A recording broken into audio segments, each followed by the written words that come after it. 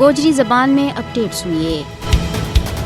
بانی پاکستان اور برصغیر کا مسلمانوں کا عظیم قائد محمد علی جناح ریاست جموں کشمیر نہ پاکستان کی شارک قرار دیتا تھا اور اس نہ بھارت کا ناجائز قبضہ دے آزاد کراؤن کے واسطے مجھ بڑی کوشش کی تھی۔ انہوں نے پاکستان کا بڑھن دے پہلے کشمیریوں کا حقوق کی حمایت کی۔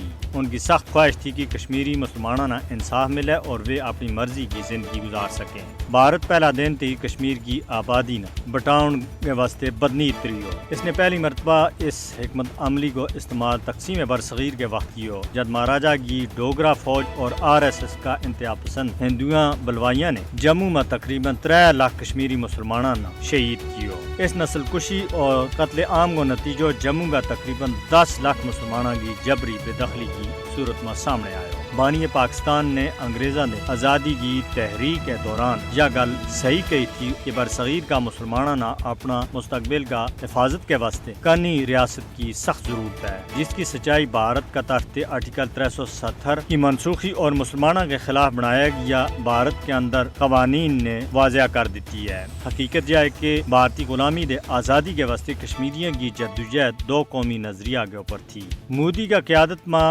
کشمیری اور بھارتی مسلمانوں نہ دیوار کے نہ لائے جانوں اور ہندوتوا پالیسیوں کو جبری نفاذ 2 قومی نظریہ کی حقیقت نہ باندھے کرے۔ کشمیری اور پاکستانی ایک مضبوط مذہبی تاریخی ثقافتی رشتہ کے نہ بندھیا ہوا ہے۔ کشمیریوں کی آزادی کی جدوجہد پاکستان کا بڑھن کی تحریک کو ایک لازم حصہ ہے اور برصغیر کا تقسیم کو نامکمل ایجنڈا ہے۔ پاکستان اور کشمیر ایک دوجہ دے بغیر ادکر ڈائیں جبکہ کشمیر بڑھے کو پاکستان کو نارو ہر کشمیری مسلمان کا دل کی بات ہے۔ وہ دن دور نہیں جب کشمیر کا رہنے والا بانی پاکستان کا خواب کی تعبیر کے مطابق بھارت آزادی حاصل کر کے رہیں گا۔